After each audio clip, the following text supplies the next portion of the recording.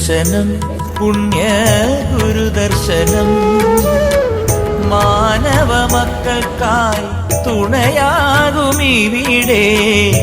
ജീവിത ചൈതന്യ ഗുരുദർശനം ഇതോ സുന്ദര സുരഭില ശുഭദർശനം